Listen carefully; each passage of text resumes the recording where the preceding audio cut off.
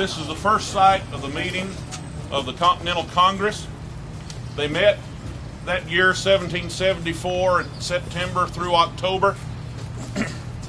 And on October the 14th in the evening, a group of Baptists from Massachusetts who had been meeting with the Philadelphia Association came over with other appointed delegates to meet with the representatives here of the Continental Congress to lobby them for their rights as far as religious liberty is concerned. The Continental Congress was meeting to hear the grievances that the colonists had against England. This is where this event took place. October 14th in the evening, there met at Carpenter's Hall Thomas Cushing, Samuel Adams, John Adams, and Robert Treat Payne, Esquires, delegates from Massachusetts.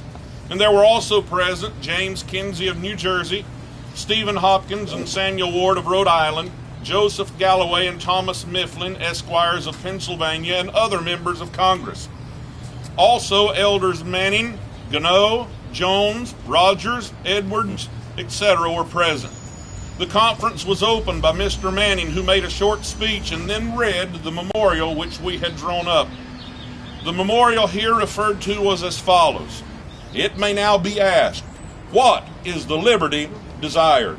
The answer is, as the kingdom of Christ is not of this world, and religion is a concern between God and the soul with which no human authority can intermeddle, consistently with the principles of Christianity and according to the dictates of Protestantism, we claim and expect the liberty of worshiping God according to our consciences, not being obliged to support a ministry we cannot attend whilst we demean ourselves as faithful subjects.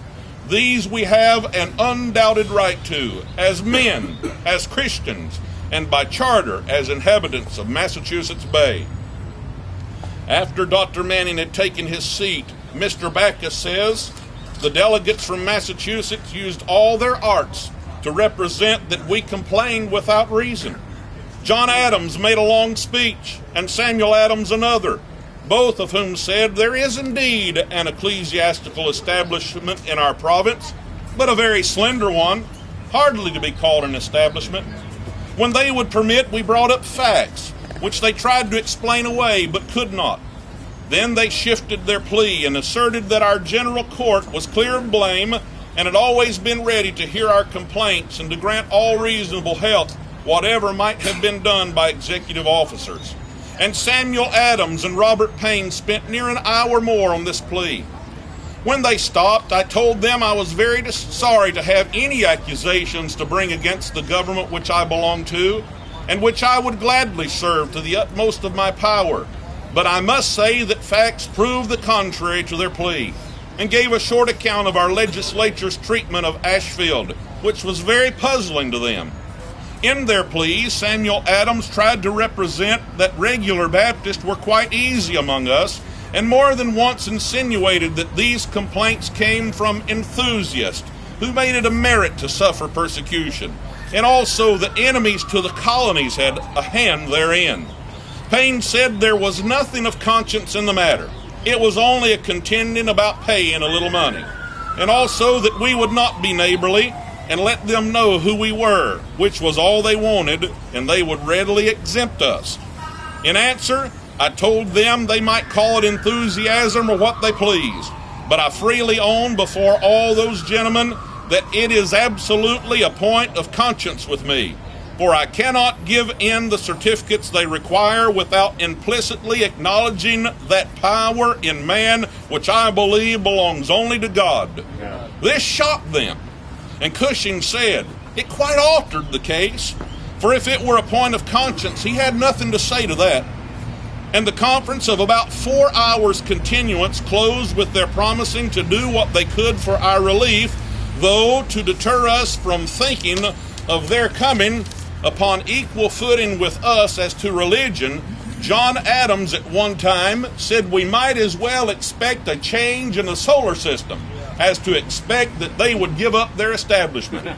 And at another time he said we might as soon expect that they would submit to the Port Bill, the Regulating Bill, and the Murder Bill, as to give up that establishment which he and his friend in the beginning of their plea called a very slender thing. Such absurdities does religious tyranny produce in great men. The language and bearing of the delegates from Massachusetts in this conference were such as to diminish greatly the value of their closing promise. The committee appointed by the Philadelphia Association held a meeting the next evening, and in their records say, "We think it did appear that the delegates from Boston were determined to support the claim the legislature make to a right to make penal laws in matters of religion.